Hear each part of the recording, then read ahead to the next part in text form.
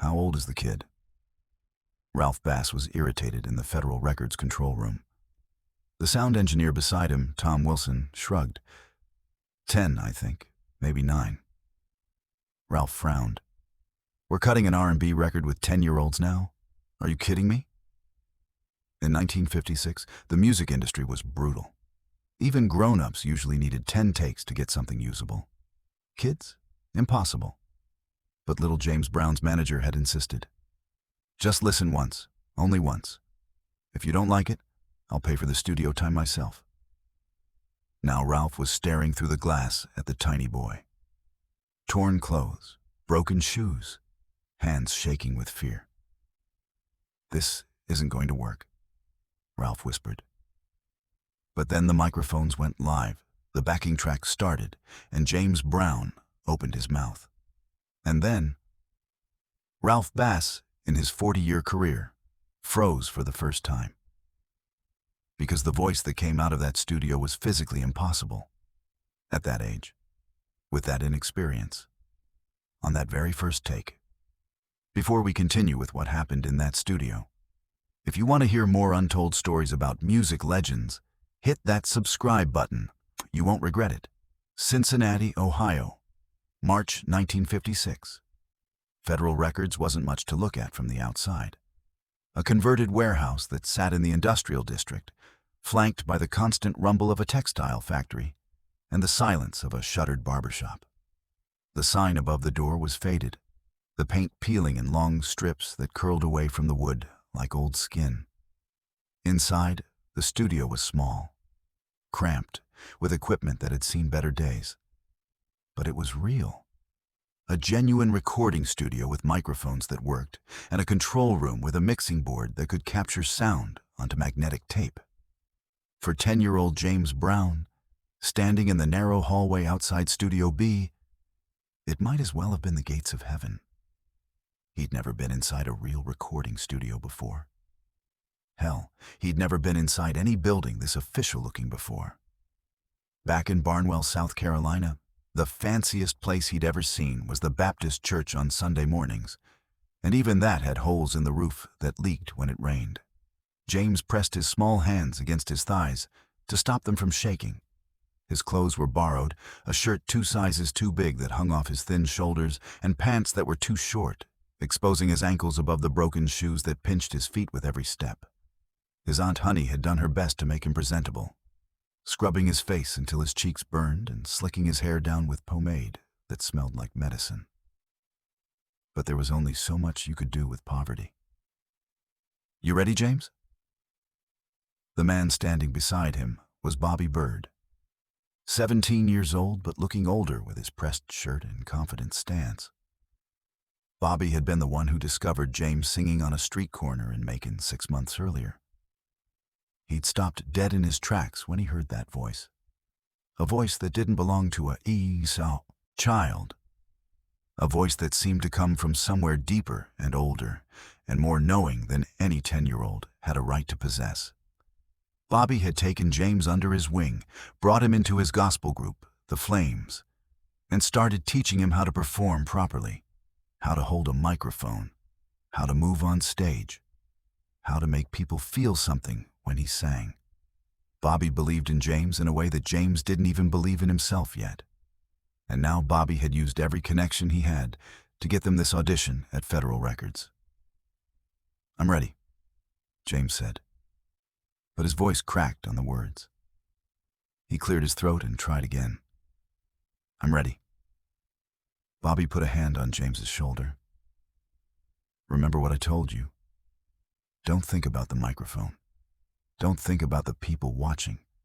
Just sing like you're back on that street corner, like nobody's listening, like you're singing for yourself. James nodded, but his stomach was churning with acid fear. Because it wasn't like singing on the street corner. On the street corner, if he messed up, people just kept walking. Here, if he messed up, these men with their expensive watches and hard eyes would throw him out, and he'd never get another chance. His one shot at escaping Barnwell, at escaping the poverty that clung to him like smoke, would be gone forever. The door to the control room opened, and a woman with a clipboard poked her head out. "We're ready for you." Her voice was clipped, professional, completely uninterested. James was just another hopeful kid walking through their doors, and she'd seen dozens of them come and go. Bobby gave James's shoulder one last squeeze, and they walked into Studio B. The room was smaller than James had imagined. The walls were covered in strange foam panels that looked like egg cartons, and thick curtains hung from the ceiling, creating little pockets of space where instruments sat waiting. A drum kit in one corner, an upright bass leaning against the wall, microphone stands scattered around like metal trees in a forest of sound. But what dominated the room was the glass window that separated them from the control room. Behind that glass, James could see Ralph Bass and Tom Wilson sitting at the mixing board, looking bored and skeptical. Ralph was 45, heavy-set with graying hair and a perpetual expression of disappointment. He'd been in the music business since before James was born, and he'd heard every kind of singer, every style, every gimmick. Nothing surprised him anymore. Nothing impressed him. Tom Wilson was younger, early 30s, with the lean, tired look of someone who spent too many nights in dark studios listening to mediocre musicians. He was the technical expert, the one who actually operated the equipment and knew how to capture sound. But he was also the first filter, the guy who could tell within 30 seconds whether an artist had anything worth recording. And right now, looking through the glass at little James Brown, Tom was already shaking his head. "Let's get this over with." Ralph's voice crackled through the talkback speaker. "Kid, stand at that microphone." He pointed to a microphone stand in the center of the room, adjusted to adult height. "Bobby, you and the rest of the Flames stand behind him for backing vocals." James walked to the microphone on legs that felt like they might give out at any moment. The microphone loomed above him, the chrome surface reflecting the harsh studio lights. He was too short. Even standing on his tiptoes, he couldn't reach it properly. Bobby quickly moved forward and adjusted the stand, lowering it until the microphone was at James's mouth level. The small adjustment somehow made James feel even smaller, even more inadequate. "Can you hear me?" Ralph's voice again, impatient now. "Yes, sir," James said into the microphone. His voice sounded strange, amplified and unfamiliar, coming back at him from speakers he couldn't see. "We're going to play a backing track. It's a simple R&B number, 4/4 time, standard chord progression. You just sing over it. We'll do a sound check first to set levels, then we'll do a real take. Understand?" "Yes, sir." "Don't call me sir, just sing." Tom pressed a button and music filled the studio. It was a simple track, just drums, bass, and a little guitar, laying down a rhythm that was up-tempo and energetic. The Flames came in behind James, their voices blending in harmony, providing the foundation that James's lead vocal would build on. They'd rehearsed this back in Macon, running through the song dozens of times until everyone knew their parts. The song was called Please, Please, Please, and Bobby had written it specifically for James's voice, recognizing something in the boys singing that needed a particular kind of song to showcase it. "Okay, that's the sound check," Ralph said when they finished. "Levels are set. Now we're going to do a real take. This is tape we're wasting here, so let's try to get it right. You ready?" James's mouth was dry. His hands were shaking so badly he had to clasp them behind his back. Every instinct in his body was screaming at him to run, to get out of this studio and go back to Barnwell, where at least he knew what to expect from life. But he couldn't run. Bobby believed in him. His Aunt Honey had borrowed money for the bus tickets to Cincinnati. The Flames had come all this way because they thought he was worth it. "I'm ready," James said, and this time his voice didn't crack. Tom hit the record button. The reels on the tape machine started turning, capturing everything that happened next. The backing track started again, the same rhythm, the same progression. The Flames came in with their harmonies. And then it was James's turn. His cue. The moment where everything would be decided. James opened his mouth to sing, and his mind went completely blank. The lyrics, which he'd practiced 1,000 times, had vanished. He stood there, mouth moving soundlessly, desperately trying to remember the first line. But the words were gone, wiped clean by pure terror. "Stop the tape," Ralph said, his voice heavy with exactly the disappointment James had been dreading. "Look, kid, I get it. You're nervous. But we don't have all day here. Either you can do this or you can't." Behind the glass, Tom was already writing them off. He'd seen this 100 times. A kid who could sing in front of friends but froze in a real studio. It happened. It was nobody's fault. The kid just wasn't ready for professional recording. But then something happened that none of them expected. James looked through the glass at Ralph and Tom, looked at their dismissive expressions, their obvious lack of faith in him. And something inside James shifted. Not confidence exactly. Something harder than that. Something that had been building inside him since his mother abandoned him when he was 4 years old. Since he'd spent nights sleeping on porches because there was no room inside. Since he'd shined shoes for pennies and sung for nickels and been told over and over that he was nothing, that he'd never amount to anything, that kids like him didn't get chances like this. Anger. That's what shifted inside James Brown. Pure, burning anger at every person who'd ever looked at him the way Ralph and Tom were looking at him right now. Like he was a waste of their time. Like he didn't matter. "Play it again," James said into the microphone. Ralph raised an eyebrow. "You sure? Play it again." Tom shrugged and restarted the tape. The backing track began. The Flames harmonized. James's cue approached. And this time, when James opened his mouth, the sound that came out made everyone in that studio stop breathing. It wasn't a child's voice. It wasn't even entirely human. It was something primal and raw and so emotionally intense that it seemed to physically fill the space, pushing against the foam-covered walls and vibrating in the glass that separated the studio from the control room. James sang with a power that defied his small body. His voice climbing and diving, hitting notes with precision and then deliberately breaking them, adding a rasp, a scream, a cry that conveyed more emotion in a single syllable than most singers managed in an entire song. "Please, please, please," James sang. And in those 3 words was every ounce of desperation he'd ever felt. Every moment of abandonment, every night of hunger, every person who'd looked through him like he was invisible.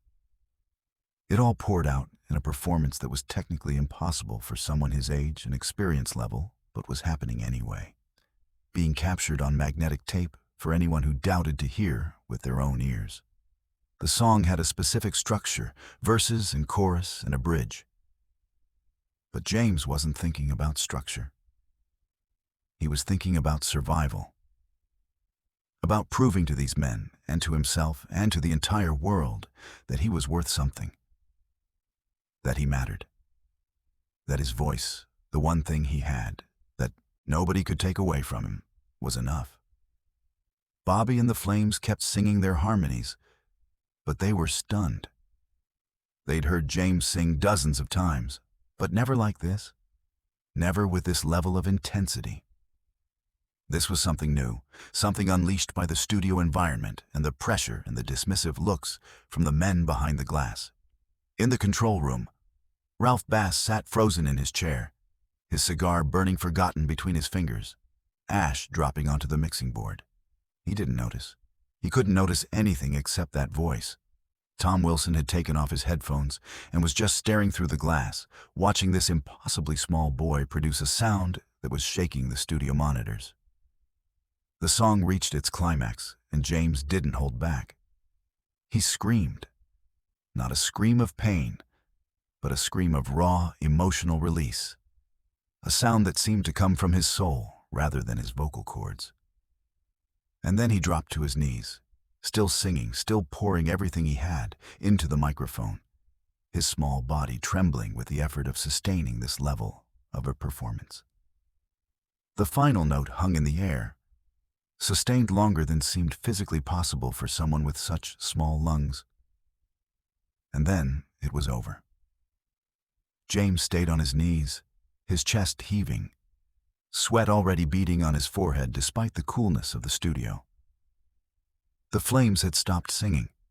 The backing track had ended. The studio was silent except for the soft hiss of the tape machine still recording. Tom hit the stop button, and the reel stopped turning. Nobody spoke. Ralph and Tom looked at each other, then back through the glass at James, who was slowly getting to his feet, his legs unsteady. "Play that back," Ralph said quietly. Tom rewound the tape and pressed play. And what came through the studio monitors confirmed what they'd all heard live. It was perfect. Not perfect in the sense of technically flawless. There were rough edges and moments where James's voice cracked in ways that conventional wisdom said were mistakes. But those mistakes were what made it perfect. They were the moments of genuine emotion, of unfiltered human feeling being captured and preserved. The recording played through, and when it finished, the silence in the control room was heavy with something that felt like disbelief. Ralph Bass rubbed his face with both hands, then looked at Tom. "How old did you say he was?" 10. "That's not possible." "I know. Kids can't sing like that." "I know." Ralph stood up and walked to the glass, pressing his hands against it as he stared down at James. The boy was standing at the microphone, looking uncertain, waiting for the judgment he was sure was coming, waiting to be told it wasn't good enough, that he'd failed. Ralph pressed the talkback button. "James." "Yes, sir." "How long have you been singing?" "I don't know, sir. All my life, I guess." "And nobody's ever recorded you before? Nobody's ever put you in a professional studio?" "No, sir. This is my first time." Ralph looked at Tom and then back at James. "You know how many sessions I've produced? Hundreds, maybe thousands. And I can count on one hand the number of times someone delivered a perfect take without warming up. That take we just did, that's the master. We're not touching it. It's going on the record exactly as is." James's eyes widened. "It was okay?" "Okay." Ralph laughed, but it was a laugh of genuine amazement rather than mockery. "Kid, I've sat in this control room and recorded everyone from gospel legends to blues masters. Every single one of them needed coaching, needed multiple attempts. You just walked in off the street and captured lightning in a bottle on your second try." Through the glass, James could see Bobby grinning, pumping his fist in the air. The other flames were clapping him on the back, congratulating him. But James himself didn't fully understand what had just happened. He'd just sung, the way he always sang. He didn't know it was supposed to be difficult. They recorded the backing vocals and a few additional parts over the next hour, but James's lead vocal remained exactly as it was from that first take. When the session ended, Ralph pulled Bobby aside. "I want to sign him. Not just for one single, I want a contract. That kid is going to be something." Bobby nodded. "I know. That's what I've been trying to tell people." "How'd he learn to sing like that? Who trained him?" "Nobody trained him. He just does it. I found him singing on a street corner and he sounded exactly like he sounded in there. That's just James." Ralph shook his head. "That's not normal. That level of natural ability at that age with no training. It's almost impossible." Bobby finished. "Yeah, impossible." But it had happened, and the tape recording proved it. In March 1956, a 10-year-old boy named James Brown walked into Federal Records and recorded a vocal performance that defied every rule and expectation of the music industry. And he did it on the first take, with no experience, with nothing but raw talent and a lifetime of pain and anger and determination to prove that he mattered. The song that would change everything. Please, Please, Please was released in March 1956, and it changed James Brown's life forever. The record didn't become a massive hit immediately.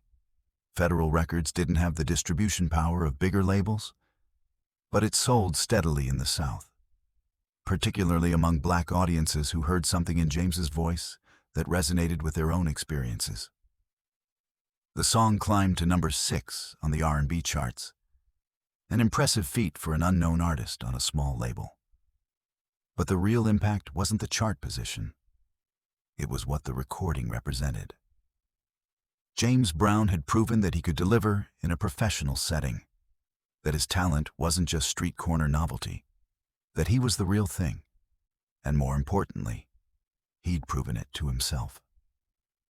The boy who'd walked into Federal Records shaking with fear had walked out, knowing that when everything was on the line, when the pressure was highest, when people were ready to dismiss him, he could perform. He could deliver. He could be great. Ralph Bass became a believer, not just in James's voice, but in his potential as an artist. He signed James to a multi-record deal and started planning his career, thinking about how to position this young singer in the rapidly evolving landscape of R&B and the emerging sound that would soon be called rock and roll. But even Ralph, with all his experience and industry knowledge, couldn't have predicted what James Brown would become. The 10-year-old who recorded Please, Please, Please on a single take would go on to become the Godfather of Soul. He would revolutionize popular music, inventing funk, influencing hip-hop, inspiring generations of artists. He would perform over 10,000 concerts, record hundreds of songs, change the sound of American music forever. But it all started in a small studio in Cincinnati on a day in March 1956. With a boy who was too poor to afford decent shoes, too young to have any business being in a professional recording studio, too inexperienced to know that what he was about to do was supposed to be impossible. And precisely because he didn't know it was impossible, he did it anyway. On the first take. Perfectly, in a way that would echo through the decades and prove that sometimes, just sometimes, impossible is exactly what happens when talent meets opportunity, meets desperation, meets a refusal to accept that the world gets to decide who matters and who doesn't. James Brown decided he mattered, and he made the world listen